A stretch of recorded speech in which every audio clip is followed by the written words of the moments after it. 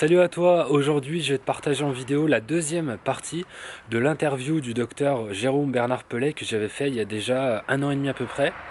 Et à la base c'est une vidéo bonus que j'avais inclus dans un programme et là je me suis dit bah tiens je vais t'en faire profiter parce que ça fait un petit moment et parce que c'est une vidéo bonus, c'était une vidéo bonus à l'époque dans ce programme. Donc là je vais te partager la deuxième partie. Pourquoi je te dis ça? Parce que j'avais déjà partagé la première partie il y a un petit moment.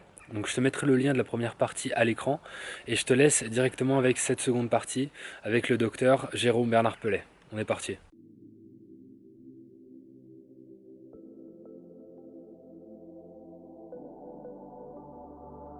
On va parler des protéines. Je pense que vous en avez marre de rabâcher un petit peu toujours les mêmes choses, mais bon, c'est vrai que c'est des sujets qui sont encore difficiles, je pense, à l'heure actuelle, même en Ouais. 2017. Euh, on va pas parler des quantités de protéines, parce que pour moi, c'est quelque chose, c'est une information qui est vérifiable assez Ouais. facilement quand même sur Internet si on fait quelques recherches, mais plus en fait au niveau de la qualité. Parce que la qualité, c'est encore quelque chose qui coince, je pense, pour des personnes qui sont un petit peu plus renseignées sur l'alimentation, qui cherchent à comparer en fait en particulier sur l'association légumineuses-céréales qui pose encore des soucis Mm. pour certaines personnes, et aussi la digestibilité, parce que en fait il me semblerait, d'après ce que j'ai vu, que la digestibilité des protéines végétales soit plus faible en tant que Exact. telle, mais que du coup en fait on peut pas prendre une protéine uniquement isolée, mais ça dépend de l'alimentation dans son ensemble, de la qualité de l'alimentation, qui permettrait d'augmenter cette digestibilité. Donc du coup, donc première question c'était légumineuses céréales, et la deuxième sur la digestibilité, le taux de digestibilité des protéines végétales. Oui, Votre avis alors, on là-dessus? va commencer par les points faibles des protéines végétales. Alors, c'est-à-dire que bon, lorsqu'on regarde vraiment le tableau d'ensemble, il est vrai que sur le papier, les protéines végétales ont des points faibles, donc on va insister sur le sujet. La moindre digestibilité est un point faible sur le papier. Enfin, en tout cas, peut paraître être un point faible. En moyenne, les protéines végétales sont digérées à peu près 85%, mais ça dépend des protéines végétales. Cette fois, ça peut monter jusqu'à 94%. Par exemple, la Ouais. protéine de soja peut monter à 94% de digestibilité, D'accord. alors qu'en moyenne, des protéines animales sont digérées à 95%. Donc ça, c'est vrai. Du coup, c'est un argument qui est sur le papier en faveur des protéines animales. Alors l'autre argument en faveur, il s'agit de l'équilibre des différents acides aminés. Donc, alors déjà, il faut comprendre ce que c'est une protéine. En fait, on n'a pas vraiment besoin de protéines, c'est une simplification de langage. Pourquoi on a besoin de protéines? La première chose qu'on fait lorsqu'on mange les protéines, c'est de les détruire, les découper en petits morceaux pour les décomposer en acides aminés. D'accord. Donc il y a 20 acides aminés qui servent à fabriquer nos propres protéines. Donc c'est exactement comme un collier de perles. Imaginez que vous voulez fabriquer un collier de perles de différentes couleurs, différentes formes, et on ne vous livre pas les perles elles-mêmes, on vous livre des colliers déjà faits. Après, ce que vous allez faire, vous allez casser ces colliers-là, vous allez les désassembler pour récupérer Ouais. les perles, et ensuite vous refaites vos propres colliers. Enfin, c'est comme ça en fait que ça marche. Donc les protéines sont les colliers de perles. Donc d'abord on mange les protéines, on les désassemble pour récupérer les acides aminés, et après on les réassemble. Voilà. D'accord. Et en fait, nous n'avons besoin que de 9 acides aminés, qui sont dits des acides aminés essentiels. Il y a 11 acides aminés qu'on est capable de fabriquer à partir d'autre chose. Donc, du moment où on apporte ces 9 acides aminés à l'organisme, eh bien, ça fonctionne, on est capable de synthétiser des protéines. Alors, il y a un grand débat pour savoir quelle est la quantité optimale de chacun des acides aminés. C'est une question extrêmement complexe, non encore résolue, parce que, pourquoi c'est non encore résolu? C'est parce que c'est relativement facile de faire des recherches nutritionnelles sur les souris, sur les rats, qui sont des animaux faciles à manipuler, qui vivent pas très longtemps. Donc on connaît beaucoup mieux la nutrition en fait du rat que la nutrition de l'être humain, parce qu'on peut faire des protocoles qui durent 3 ans. On a un contrôle total sur l'alimentation, on va étudier le rat de la naissance à la mort. Pour faire des études parfaites chez l'être humain, il faudrait étudier de la naissance à la mort. Et on peut se randomiser, imposer tel et tel mode alimentaire de la naissance à la mort, chose impossible à faire en pratique. Du coup, il y a des inconnus. Donc moi-même, en 2017, je n'ai pas de certitude, je suis incapable de répondre à la question quelle est la quantité optimale de tous les acides aminés qu'il faut. Il y a du flou sur le sujet. Bon, on a quand même des idées, mais il y a quand même un peu de flou sur le sujet. Par contre, ce qu'on sait, c'est que si on se base, par exemple, sur la composition des protéines humaines, si on se base sur les muscles humains, par exemple, eh bien, ça correspond à une certaine proportion de différents acides aminés essentiels. Et en général, les protéines animales ont une répartition entre les différents acides aminés essentiels qui est plus proche de celle de l'être humain que les protéines végétales. Alors, il y a une phrase assez terrible dont on peut douter de l'innocence sur le site manger, bouffer, Lapsus. lapsus révélateur, Bouger. mangerbouger.fr, mangerbouger.fr qui fait partie intégrante du programme national Nutrition Santé, qui est chapeauté par l'ANSES, mais pas que. Il y a aussi derrière le ministère de l'Agriculture, le ministère de l'Économie, le ministère des Finances, le ministère de la Santé, qui a son mot à dire. Et bon, on n'a pas parlé, mais des fois c'est un peu la bataille entre eux, c'est pas du tout monolithique. Et il y a cette phrase assez terrible, c'est dans les protéines végétales, il manque certains acides aminés. Alors lorsqu'on dit il manque certains acides aminés, beaucoup interprètent par le fait qu'il y en a zéro, qu'il va ne pas du tout y avoir de lysine, ou pas du tout de méthionine, ou pas du tout de tryptophane.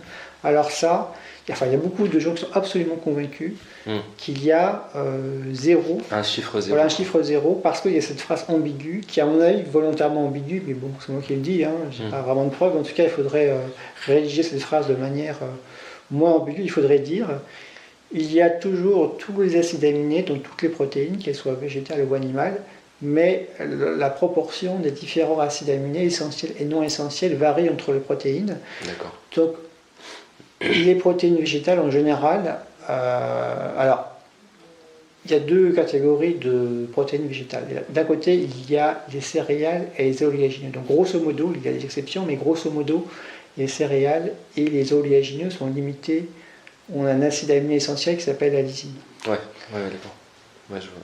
Ensuite, les légumineuses sont plutôt limitées. On a un acide aminé essentiel qui s'appelle la méthionine. Mais c'est contestable. Autant, la limitation en lysine est vraiment évidente pour les céréales, pas toutes, mais certaines céréales. Il y a des céréales qui sont parfaites, entre guillemets. La protéine sarrasin, par exemple, c'est parfait, il n'y a rien à dire. C'est pas du tout limité en lysine. Alors, le quinoa, c'est pas vraiment une céréale, mais on le colle quand même dans les céréales. Là aussi, il n'y a rien à dire. La limitation peut être importante, ça peut être un déficit de l'ordre de 50% pour le sorgho par exemple, ce qui est quand même beaucoup. Par contre, les légumineuses sont à peine limitées en méthionine, et en fait il faut savoir qu'on a déterminé la quantité optimale de méthionine en faisant des études nutritionnelles sur le rat.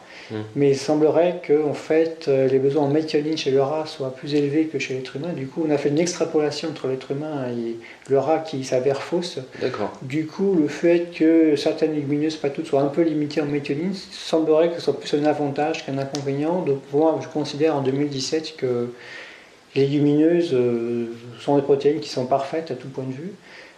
Alors que les céréales et les oléagineux en général sont limitées en lysine. Alors cette limitation en certains acides aminés essentiels et le moindre taux de digestibilité suffit pour malheureusement affirmer haut et fort que les protéines animales sont très supérieures, puis on en reste là.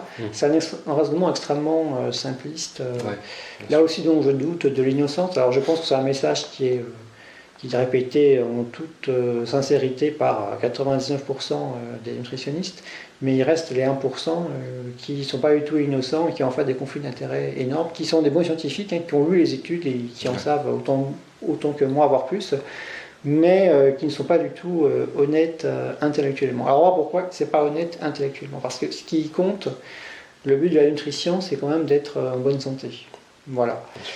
Et ce qu'on remarque, c'est que dans la vraie vie, des carences en protéines chez les végétariens et véganes qui mangent à leur faim sont très rares. Alors il y en a, ça existe, il y a aussi des carences en protéines chez ceux qui mangent de la viande à tous les repas. Mais il faut voir un problème majeur en Occident, c'est qu'il y a une surconsommation des protéines, 1,4 g par kilo et par jour. Pour des besoins entre 0,6 et 0,8, et en tout cas chez les non-sportifs. Et du coup, par exemple, une digestibilité qui est moindre, dans un contexte de surnutrition, c'est plutôt un avantage. Ça va éviter de surcharger le foie, les reins, les os en acides aminés excédentaires. Éventuellement, on pourrait aussi utiliser cet argument pour la lysine, etc. Donc le fait de croire que plus il y en a, mieux c'est pas forcément vrai. On sait qu'en nutrition, pas assez ça va pas, ça s'appelle la carence.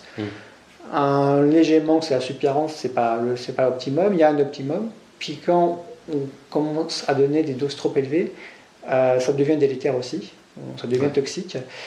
quasiment tous les nutriments suivent cette courbe-là, avec quelques exceptions. La vitamine C, bon alors là, la vitamine C, même si on prend une quantité énorme, on a un peu de diarrhée, mais il semblerait qu'il n'y ait pas vraiment de toxicité de la vitamine C. Les vitamines du groupe B aussi, dites les vitamines liposolubles, il semblerait que là aussi il y a une marge énorme, on prend une quantité énorme, mais il ne semblerait pas, en tout cas à court terme, il ne semblerait pas qu'il y ait de toxicité. Mais pour tout le reste, même l'eau, si on boit 100 litres d'eau par exemple, d'un coup, on peut tomber dans le coma et mourir. Donc l'idée comme quoi plus c'est digestible, mieux c'est. Pas forcément, par exemple le sucre simple c'est beaucoup plus digestible que les lentilles, et pourtant pour la santé les lentilles c'est beaucoup plus désirable que le sucre simple, donc il ne faut pas avoir un raisonnement aussi simpliste. Alors un critère de jugement vraiment très pertinent en médecine, c'est la morbidité et la mortalité. Alors justement, plus le temps passe, plus on étudie les liens entre les sources de protéines végétales et la santé. Et là, il y a une étude vraiment qui est énorme. Je trouve que c'est une découverte majeure en nutrition. Une étude qui a été publiée dans le JAMA Internal Medicine en 2016. On a suivi plus de 100 000 personnes pendant 32 ans, ce qui est énorme. C'est une étude absolument gigantesque. On a voulu faire la corrélation entre la source de protéines et la bonne ou mauvaise santé. Et là, patatras, on s'est aperçu qu'en fait, les protéines végétales sont supérieures. C'est-à-dire que plus les gens mangent des protéines végétales, meilleure est leur santé. Alors sur des critères de jugement extrêmement pertinents, la mortalité globale, tout ce confondu, la mortalité cardiovasculaire, la mortalité par cancer, la mortalité autre cause. Alors c'est surtout le cas pour les personnes qui ont déjà un facteur de risque. C'est-à-dire que si vous mangez un peu de viande rouge, mais que vous êtes en très bonne santé, par ailleurs, vous n'êtes ni diabétique, vous ne fumez pas, vous n'avez pas de cholestérol, bon, c'est pas l'air d'être très grave. Par contre, si vous avez un facteur de risque par ailleurs, alors à ce moment-là, vous avez vraiment intérêt à consommer des protéines végétales. Mais du coup, comment affirmer que les protéines animales sont supérieures? Ça tient pas la route, ça se met tout en balance. Alors, il y a aussi un autre problème, c'est que on mange rarement des protéines sous forme isolée. Là où la nutrition est très complexe, c'est qu'on va quasiment jamais manger un acide aminé de manière isolée, un calcium de manière isolée, etc. Nous mangeons des aliments entiers qui contiennent plein de choses. Et lorsqu'on consomme des protéines végétales, ça va être associé à autre chose. C'est autre chose, c'est des fibres alimentaires, c'est des antioxydants, ce sont des vitamines, ce sont des lipides qui sont très différents des lipides qu'on peut trouver dans les produits d'origine animale. Et donc, si on met tout sur la table, tous les plus qu'il y a concernant les protéines végétales sont très supérieurs à tous les moins.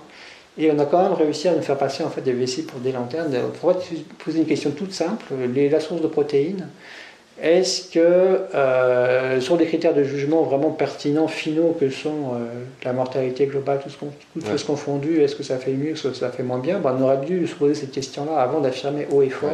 Alors je pense qu'il y a 100 ans, les nutritionnistes, les scientifiques étaient sincères lorsqu'ils pensaient que les protéines animales étaient supérieures. Sur les critères qu'on avait, sur les critères biochimiques, la digestibilité, la répartition des différents acides aminés essentiels, on avait le droit de croire ça. Voilà. Mais là, 100 ans après, je pense que c'est complètement dépassé. Et là, en 2017, alors, la mauvaise foi pour un peu l'élite des nutritionnistes qui... des gens très compétents, qui ont beaucoup de pouvoir, des gens qui sont sérieux, qui lisent les études, etc.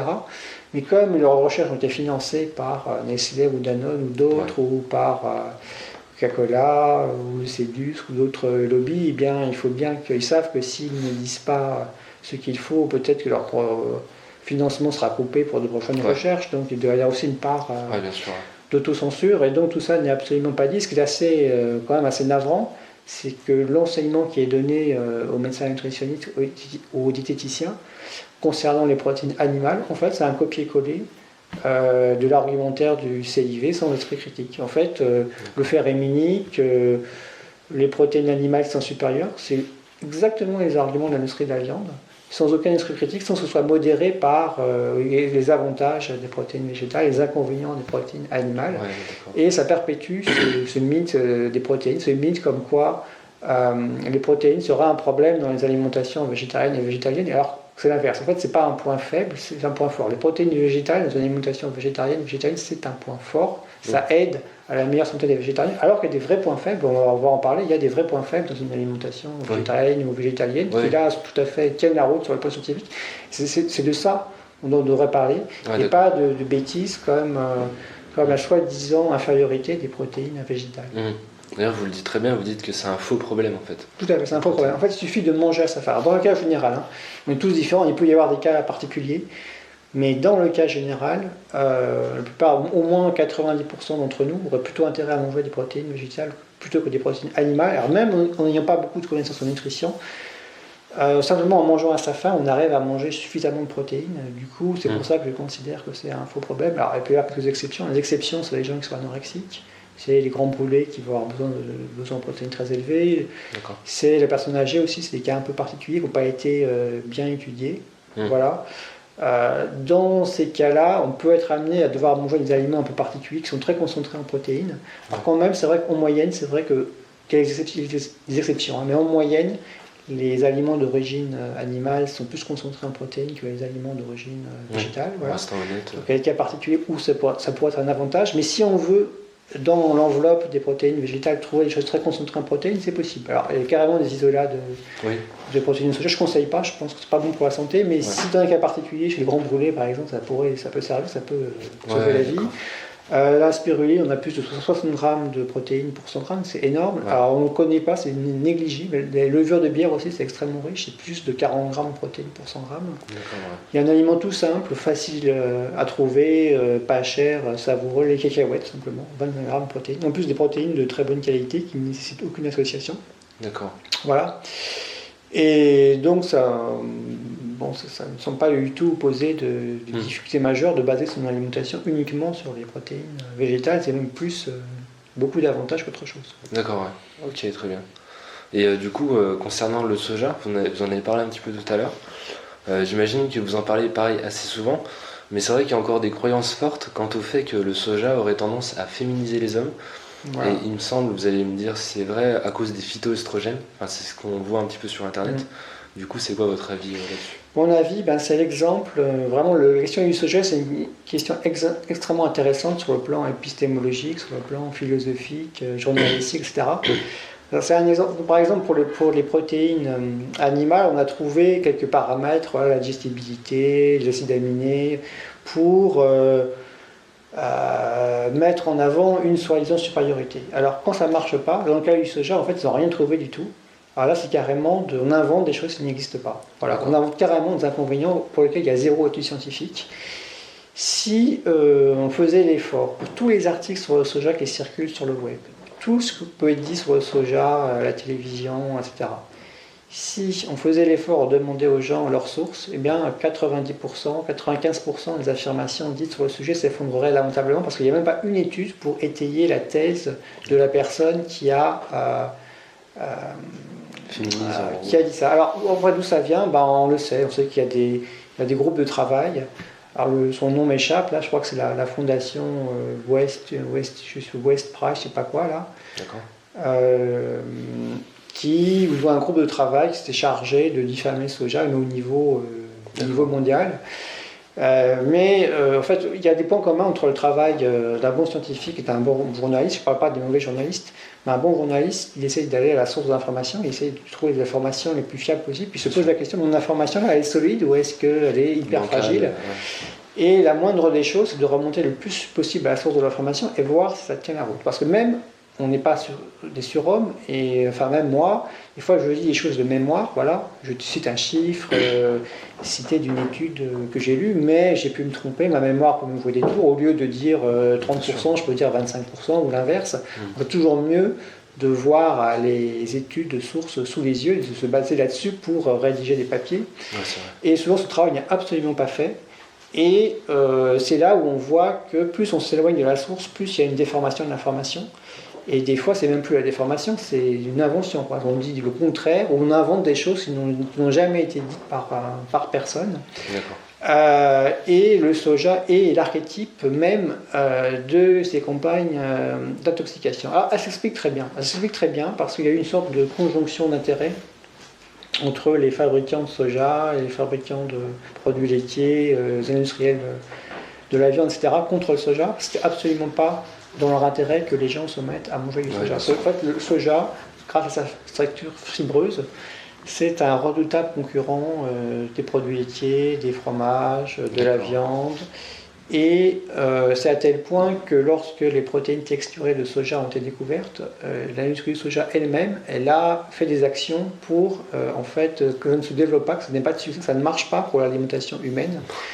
Parce que c'est beaucoup plus rentable pour l'industrie du soja que le soja soit consommé pour l'alimentation animale que pour l'alimentation humaine. Donc l'équation est très simple. Il faut en moyenne 10 kg de protéines végétales pour produire un seul kilo de protéines animales. Donc c'est 10 fois plus de vente en passant par la filière animale.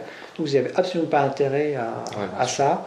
Du coup, le soja est marginal pour la consommation humaine et ultra majoritaire pour la consommation animale. Et ils ont une telle trouille que les gens se mettent à manger du soja que, régulièrement, il y a des campagnes de diffamation sur le sujet qui sont complètement ridicules, qui ne tiennent sur rien. Alors, une des plus anciennes, c'est le 2005, où l'ANSES avait dit qu'il fallait faire attention du soja par penser de précaution parce que ça pourrait comporter des risques. Et lorsqu'on lit le rapport de 300 pages, ils admettent qu'il n'y a pas de danger. Alors, ils admettent dans le gros rapport, ils admettent qu'il n'y a pas de danger, puis dans la conclusion, il faut faire attention. Voilà. Ouais. Toutes les questions de présentation de l'information. Alors, en fait, dans le soja, ce qui est polémique, c'est pas la protéine. La protéine, presque tout le monde, il y a encore quelques idiots qui disent que la protéine de soja est limitée dans tel et tel acide aminé. Alors là, ils n'ont jamais ouvert aucun livre de biochimie, ils n'ont pas regardé les tags nutritionnels. Parce que alors là, il faut avoir de mauvaise foi pour dire que la protéine de soja n'est pas bonne. Par contre, une des spécificités du soja, c'est que c'est un aliment qui est riche en isoflavones. Alors, les isoflavones, il ne faut pas... on les appelle phytoœstrogènes, mais c'est un peu un abus de langage. Un abus de langage parce que la structure chimique des isoflavones est très différente de celle des oestrogènes. Et il y a quelques exceptions, dans la plupart des cas, les isoflavones ont plutôt un effet anti-estrogénique. Vont se lier au récepteur de l'estradiol et modérer son effet. Il y a aussi un autre effet des isoflavones, c'est d'inhiber la transformation de la testostérone en oestradiol. Donc le fait de consommer du soja, ça a plutôt tendance à faire baisser les taux d'estradiol, à la fois chez l'homme et chez la femme. Voilà. Alors ça, c'est la théorie, c'est ce qui se passe sur le plan biochimique, mais il faut se méfier de la biochimie. Il ne faut pas se contenter de la seule biochimie, de ce qui se passe à court terme. Il faut voir quel est l'effet à long terme, parce que c'est, in fine, ce qu'on cherche à faire, c'est rester en bonne santé le plus longtemps possible, avec le moins de maladies possible, avec la meilleure qualité de vie possible. Et justement, une consommation régulière de soja répond à cet objectif. On note qu'il y a moins de cancer de la prostate, moins de cancer de l'ovaire, moins de cancer du sein chez les personnes qui consomment régulièrement du soja. Il y a aussi un effet protecteur sur le plan cardiovasculaire. Alors, il y a quelques cas, il ne faut pas non plus en surconsommer. Si vous surconsommez du soja, vous allez en fait avoir les travers de la surconsommation de protéines, que sont une augmentation excessive d'une hormone qui s'appelle IGF-1. Ça va également favoriser l'acidose, donner un surcroît de travail au rein, au foie, à l'os, et donc ça peut favoriser l'insuffisance rénale à long terme si vous mangez trop de protéines. Voilà. Mais si on reste dans une enveloppe maximum de 2 grammes par kilo et par jour de protéines, il semblerait que jusqu'à 2 grammes par kilo et par jour, ça va à peu près, mais au-delà, ça devient franchement toxique pour l'organisme, notamment le rein. Donc si on reste dans une enveloppe raisonnable, il n'y a vraiment aucun souci. Il faudrait manger 100 kg de soja par jour pour que les isoflavones commencent à poser un problème. Et tout ça, en fait, il y a des centaines d'études épidémiologiques sur le sujet. Il y a une littérature scientifique qui est vraiment abondante et on n'en parle jamais. On répète sans arrêt les mêmes sottises, c'est absolument incroyable. D'accord, ok, c'est intéressant. Du coup, pour aller sur des questions un petit peu plus techniques, entre guillemets, parmi les personnes qui me suivent, il y a des personnes qui aimeraient perdre de la masse grasse et je voulais savoir quels sont vos conseils. Donc forcément ce seraient des personnes végétaliennes qui sont plus ou moins sportives, donc qui aimeraient du coup perdre de la masse grasse et donc voilà, avoir des conseils vraiment basiques, on va dire. Je pense que c'est en particulier vis-à-vis du sucre. En fait, il y a des personnes qui ont tendance à confondre un petit peu, j'imagine, le sucre d'origine naturelle en fait présent dans les fruits et le sucre industriel créé par l'homme. Et du coup, il y a des personnes qui souhaitent arrêter leur consommation de fruits parce qu'il y a du sucre et qui font un petit peu l'amalgame, on va dire, entre les deux. Donc je pense que c'est lié un petit peu à ça, mais vous allez confirmer. Alors c'est dommage. En fait, vraiment, si on a envie du plaisir de sucrer, la source la plus désirable sur le plan de la santé, ce sont vraiment les fruits. Alors pourquoi ? Parce que dans les fruits, c'est essentiellement du fructose. Il y a un paramètre extrêmement important si on veut maîtriser la masse grasse, c'est l'indice glycémique des aliments. Voilà. Alors le gros défaut de l'alimentation moderne, même une alimentation végétale, c'est qu'il y a des aliments qui sont très consommés, les pommes de terre, notamment les pommes de terre frites, Ouais. la farine blanche, souvent consommée sous forme de pain blanc, mais il y a d'autres formes de consommation évidemment de la farine blanche, et le sucre rajouté. Et en fait, depuis des millénaires, une centaine de millénaires, la plupart des aliments qu'on trouvait sur Terre, alors il y a quelques rares exceptions, le miel, éventuellement les dattes, mais la plupart des aliments faisaient peu monter le taux de sucre après les repas. Donc vous mangez, même un aliment qui est riche en glucides comme la lentille par exemple, eh bien, fait peu monter le taux de sucre après le repas, après ça redescend doucement. Donc il y a peu de besoin pour l'organisme de transformer le sucre sous forme de graisse. Voilà. D'accord. Mais depuis 200 ans, et plus spécialement depuis 50 ans, il y a une véritable explosion des produits transformés. Alors, par exemple, il n'y a pas si longtemps, il y a un siècle, non, mais il y a 200 ans, le sucre simple, c'était un produit très rare, c'est un produit raffiné, c'est tous les riches qui prenaient ça. Et maintenant, le prix s'est effondré, la consommation s'est beaucoup démocratisée, on mange presque tous des sucres simples. D'accord. Et donc après les repas, vous avez des pics de sucre qui n'existaient pas avant. Et l'organisme est confronté à ça. Et comme le trop de sucre dans le sang, c'est toxique, hein, si on n'arrive pas à réguler le taux de sucre, ben, c'est une maladie qui s'appelle le diabète. Bien sûr. Et bien, on va fabriquer beaucoup d'insuline, on va en urgence transformer le sucre sous forme de graisse. Donc ça participe beaucoup au surpoids et au fait que certaines personnes aient trop de masse grasse, notamment au niveau de l'abdomen. Donc j'encourage les gens à vraiment s'intéresser à l'indice glycémique des aliments, qui est vraiment une énorme clé pour justement limiter la masse grasse. Alors, il y a quelques exceptions, c'est-à-dire que si on fait du sport après, vous mangez par exemple du riz blanc, mais 3 heures après, vous allez faire un 3000 mètres. Ouais. Bon, ça pose peu de problème, vous allez le consommer en fait. Hein. Ouais, d'accord. Ouais. Vous allez le consommer au fur et à mesure. D'ailleurs, il y a une catégorie de sportifs qui prend des sucres simples pendant l'effort, ce sont les cyclistes. Quand on fait une étape de montagne, on va consommer tellement d'énergie que là on a intérêt à prendre des sucres simples qui vont poser aucun problème sur le plan métabolique. Par contre, si on fait ça et qu'après on regarde un film, on prend un bon repas avec plein de sucre et ensuite on regarde un film de 2 heures, du coup là ça va poser des problèmes dans l'organisme. Alors, évidemment, il y a aussi un problème de surnutrition en général, c'est-à-dire que avec le temps, il y a un enrichissement de l'alimentation en calories, plus d'énergie dans moins de volume. Ouais. Et donc, si on mange plus en général, ça va remonter la masse grasse. Si on mange trop de lipides et trop de glucides, même à un indice glycémique normal, ça va favoriser le surpoids. C'est un peu inévitable. Alors, moi, justement, le secret pour maîtriser son poids, sans devoir se priver, c'est donc 2 paramètres très importants. Un, c'est la densité calorique des aliments. Alors, je vais donner un exemple très simple. Prenez des fruits, une pomme, le part des fruits en fait, 100 grammes de fruits, en général c'est 50 kilocalories, c'est pas énorme. Alors qu'un carré de chocolat, c'est aussi 50 kilocalories, sauf que c'est un volume beaucoup plus petit. Ouais, et vous prenez la densité calorique d'une barre chocolatée par exemple, c'est de l'ordre de 300 à 400 kilocalories pour 100 grammes, ça n'a absolument rien à voir. Donc, avec l'avènement de l'industrie agroalimentaire et la déferlante de produits transformés sur le marché, on a beaucoup d'aliments très énergétiques qui sont maintenant consommés et qui du coup facilitent évidemment la prise de poids. Alors parfois, ces genres d'aliments qui sont malsains pour 90% des gens, parfois ils peuvent avoir un intérêt chez des personnes qui au contraire ont du mal à prendre du poids, parce que ça existe dans l'autre sens aussi. Hein. Ouais, c'est vrai. Ouais. Voilà. Donc d'ailleurs, pour rester sur la perte de masse grasse, je voulais vous demander juste votre avis, si vous aviez une répartition calorique en fait qui peut être intéressante. Donc la plupart du temps, ce que j'ai pu voir, c'est 50% glucides, 30% lipides, 20% protéines. C'est pas forcément perte de masse grasse, mais c'est un petit peu basique, on va dire. Du coup, je voulais savoir si vous, c'est quelque chose qui vous parle.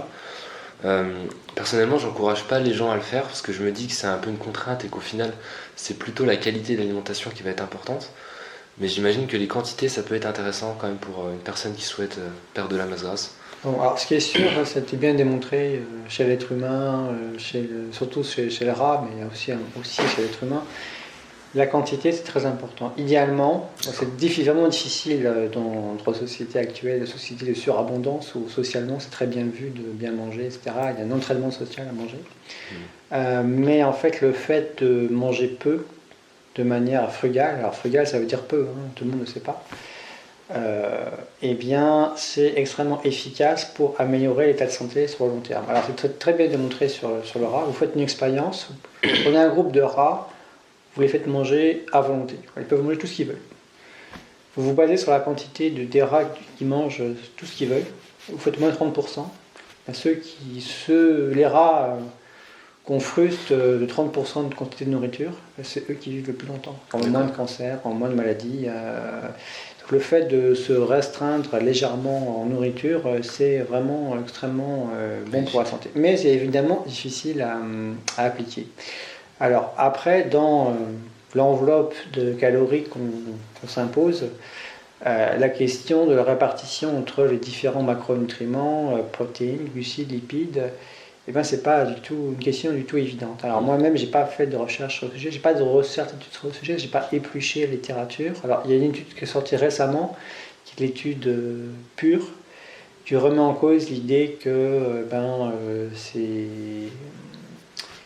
c'est dangereux de consommer beaucoup de lipides et pas beaucoup de glucides. Les glucides, finalement, c'est pas bon. Et voilà. Mais si on regarde l'étude de près, elle n'est pas très bien conçue. Peut-être dans l'étude que ceux qui mangent beaucoup de sucre sont des gens qui sont d'un niveau socio-économique plus bas et du coup les groupes ne sont pas comparables. Voilà, donc c'est difficile de tirer des conclusions sur cette étude qui a été assez médiatisée ces dernières semaines. Donc la réponse c'est que je ne sais pas. Voilà. Pour savoir, en fait, il faudrait surveiller différents groupes, différentes de cohortes avec différents réglages et les suivre sur le long terme, mais voir ce que ça donne. Et je ne sais pas si ça a été fait, pour quel résultat. En plus, je pense que ça dépend beaucoup de l'activité physique. On a l'exemple historique des Inuits qui ont une alimentation qui n'est constituée quasiment que de protéines et que de lipides, avec un petit peu de glucides en été parce qu'il y a quelques baies qui poussent à certains endroits. Mais par contre, en hiver, 0%, pratiquement 0% de glucides. Donc, c'est possible. Est-ce que c'est optimal? Peut-être pas, mais en tout cas, c'est possible. Donc là, c'est une répartition. Voilà, ça va être 0,5% glucides, beaucoup de protéines, énormément de lipides.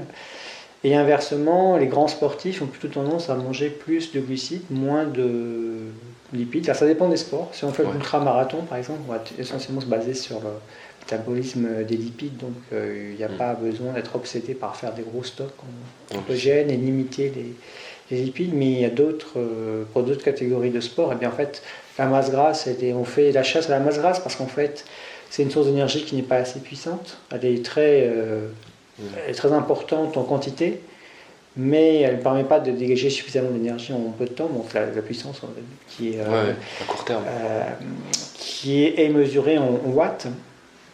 Et donc c'est vu comme une espèce de masse à trimballer qui va ralentir les performances. Et par contre, c'est vrai que le glucose, ça permet de courir beaucoup plus vite, ça permet une meilleure intensité énergétique, plus de watts dégagés à la seconde. Donc en général, les sportifs qui veulent faire de la performance sur une distance assez courte, se basent sur le métabolisme des glucides, d'où par exemple des régimes comme le régime suédois. Le principe du régime suédois, c'est qu'on va se priver de glucides une semaine avant pour affamer le corps en glucides. Comme il était affamé pendant plusieurs jours, il va se mettre à stocker plus. Dans les derniers jours, on va se mettre à manger surreprésenter les glucides, par exemple à 70%, ce qui est beaucoup. Et du coup, ça va augmenter les stocks de glycogène. Et quand vous avez des stocks de glycogène plus importants avant une compétition, c'est un énorme avantage. Vous allez pouvoir courir plus vite, plus longtemps avant d'épuiser les stocks. C'est très utile, par exemple, pour le marathon. Le marathon, en général, 30 premiers kilomètres, on se base sur les glucides. Les 10 derniers kilomètres aussi. Mais pendant les 10 derniers kilomètres, on va fabriquer du glucose à partir des protéines. Alors c'est pour ça qu'on morfle, parce que là, il va falloir manger son propre muscle pour produire de l'énergie. Et là, c'est pas facile. Les derniers kilomètres sont les plus durs. Donc la réponse à cette question doit probablement être variable en fonction de l'activité physique qui est produite. De l'individu et de l'activité physique. D'accord. Alors d'ailleurs, j'ai pu voir personnellement, en passant à l'alimentation végétale, en devenant vegan, un temps d'adaptation en fait pour moi, donc ça n'a pas été très long, ça a mis quelques mois on va dire, et je me dis que c'est normal en fait, parce que c'est un changement qui est quand même plutôt important quand on vient d'une alimentation omnivore, et j'ai pu voir selon certaines études en fait que le corps puisse mettre un certain temps pour combler le fer en fait d'origine animale en faisant par la suite une meilleure assimilation du fer d'origine végétale. Donc après c'est une étude que j'ai vue et je me dis c'est peut-être quelque chose qui se met en place pour plusieurs nutriments. Je voulais savoir si vous avez des infos là-dessus, en fait si le corps peut faire une adaptation du coup à un changement d'alimentation comme ça. Et si cette période d'adaptation peut être plus ou moins longue selon chacun, si ça dépend de la personne. Alors j'ai des informations mais pas beaucoup. Il n'y a pas une littérature scientifique abondante sur ce qui se passe en passant d'une alimentation omnivore à une alimentation végétarienne. C'est pas un sujet qui a passionné les chercheurs, mais l'alimentation peut être radicalement différente sur plusieurs points. Notamment le fait d'augmenter la ration de fibres alimentaires, ça a conduit à énormément modifier la flore intestinale. D'accord. Certains nutriments sont plus abondants, d'autres sont plus rares. Et par exemple, concernant la question du fer, eh bien, ça peut nécessiter des adaptations parce que l'absorption du fer héminique a tendance à être relativement constante. Par contre, l'absorption du fer non héminique, elle est très variable. Si vous êtes carencé en fer, vous avez tendance à en absorber beaucoup. Ça peut aller monter jusqu'à 40%. Inversement, si vous êtes surchargé en fer, ça peut arriver. L'absorption, enfin, moindre. Alors si vous passez d'une alimentation avec beaucoup de fer héminique à très peu, eh bien, il faut que ces mécanismes d'absorption du fer non héminique se mettent en place. Ça peut prendre un peu de temps. Donc il y a quelques papiers sur le sujet, effectivement. D'accord. Mais il n'y a pas non plus une littérature très abondante et donc je n'ai pas en mémoire qu'il soit décrit précisément le temps d'adaptation moyen pour augmenter l'absorption. Par contre, s'il y a des papiers qui montrent que cette absorption, alors c'est basé en fait sur du fer radioactif, on sait que cette absorption peut être très variable puisqu'elle peut varier de 1 à 40%. En fait, lorsque vous êtes carencé en fer, l'absorption du fer non héminique peut devenir aussi bonne que l'absorption du fer héminique. D'accord, ouais. Voilà. Ok. Du coup, j'avais oublié une question, oui. Je vais un petit peu l'adapter en fait, mais vous m'avez dit que vous n'êtes pas favorable en fait, vous n'avez pas d'études qui permettent de démontrer une bonne répartition macronutriments, on va dire. Mais du coup, est-ce que pour vous, il y a une différence quand même quand on recherche la prise de masse musculaire? Parce que tout à l'heure, vous avez parlé de 2 grammes par kilo de poids de corps ou de 0,6-0,8. Selon vous, c'est quoi qui est optimal en fait quand on recherche la prise de masse musculaire? Bon, moi, je travaille avec des personnes qui sont plus sur la musculation, mais on va dire une personne lambda qui souhaiterait prendre un petit peu de masse musculaire, pour vous, est-ce qu'il y a un taux entre guillemets optimal à respecter? La quantité optimale, je pense que doit être aux alentours de 1 à 1,2 g kg par jour, pas plus. En fait, c'est absolument incroyable parce que dans la culture sportive, notamment chez les culturistes, il y a une culture de la protéine et on est incité à manger beaucoup de protéines, voilà, en espérant que ça fasse augmenter rapidement la masse musculaire. Or, on n'arrive pas à trouver de papier dans la littérature scientifique qui montre ça. Alors, c'est vrai que si on mange vraiment pas assez de protéines, si on descend en dessous de 1 g par kilo et par jour, ça peut être un facteur limitant. D'accord. Mais il semblerait par exemple qu'au-delà de 2 g par kilo et par jour, ça ne sert vraiment strictement plus à rien. Mais même il semblerait que ce soit trop, que ce soit inutile. Entre 1,2 et 2 g par kilo et par jour, il semblerait que ce soit déjà trop. Voilà. Ce qui est important pour augmenter la taille d'un muscle, c'est vraiment l'entraînement. Voilà. Plus que vouloir absolument manger beaucoup de protéines. Alors on a un autre problème aussi, c'est qu'il y a des fautes. Il y a des poudres de protéines. On pense qu'il n'y a que des protéines, puis en fait non. Lorsqu'on fait des analyses, ils ne le disent pas, mais en fait les poudres de protéines qui marchent vraiment, c'est celles dans lesquelles il y a des anabolisants, notamment de la testostérone. C'est interdit, c'est dangereux pour la santé, mais là, les anabolisants sont efficaces pour faire augmenter la masse musculaire, bien plus que le fait de surconsommer des protéines. D'accord. J'ai une dernière question, c'est des infos sur la prise de sang, qui semble être la manière la plus concrète et efficace de savoir si on est bien, si on est clean, on va dire. En fait, j'ai entendu dire que certains médecins généralistes évitent de prescrire une prise de sang complète en proposant à la place une version de base, en fait. Et du coup, je voulais vous demander quel conseil vous pourriez donner à une personne qui souhaiterait tout simplement faire une prise de sang. Qu'est-ce qui est le plus important en fait à demander éventuellement à son médecin pour une personne végétalienne pour faire une prise de sang? Alors, ce qui me semble plus important, déjà il faut mieux interroger, on cible, le médecin interroge son patient pour voir quelles pourraient être les carences. Par exemple, si quelqu'un supplémente en vitamine B12 et qu'il le fait très correctement, pourquoi s'embêter à doser la vitamine B12? Bien sûr. Alors, cette question, en fait, elle est très complexe. C'est vraiment difficile d'y répondre de manière vraiment sérieuse et scientifique parce que il y a des nutriments dont il est très difficile de faire le diagnostic de carence. D'accord. Le calcium, c'est pas si facile. Le zinc, c'est pas si facile. Alors, il y a des nutriments pour lesquels c'est facile. Alors, par exemple, le fer, c'est facile. Les dosages sont fiables. Pour la vitamine B12, ce n'est pas si facile. On a intérêt à doser l'acide méthylmalonique dans les urines pour faire un dépistage fiable de carence en vitamine B12. Par exemple, si on veut savoir si on est carencé en calcium, le dosage du calcium seul ne suffit pas. D'accord. Avant que le calcium soit trop faible dans le sang, il faut vraiment une carence majeure et chronique. Lorsque vous ne mangez pas assez de calcium, qu'est-ce que va faire l'organisme? Il va puiser le calcium dans l'os, il va le relarguer dans le sang. Du coup, dans le sang, tout va bien, on a l'impression que c'est normal, alors qu'en fait, l'organisme est en difficulté est obligé de puiser dans ses réserves et de fragiliser l'os. Alors, il y a quand même des moyens indirects de savoir si quelque chose se passe ou pas. On peut doser une hormone qui s'appelle la parathormone. Quand la parathormone est élevée, ça peut vouloir dire que l'organisme demande à l'os de relarguer du calcium parce qu'on ne mange pas assez de calcium. Puis il y a d'autres causes aussi. Donc il faut faire attention. Alors moi, les dosages qui me semblent être les plus importants, c'est la vitamine D, parce que quasiment tout le monde est carencé en vitamine D. C'est vraiment dommage de rester dans cet état-là, alors qu'il y a tellement de bénéfices à avoir des taux normaux de vitamine D dans le sang. Je pense que le fait de doser la PTH, parathormone, ça peut être utile aussi. Il faut arriver à la normalité, le fait d'avoir une vitamine D basse, une parathormone élevée pendant des années et des années, ne rien faire, je trouve ça vraiment déplorable, alors que la vitamine D c'est tellement peu cher et facile à trouver que c'est vraiment dommage de s'en priver.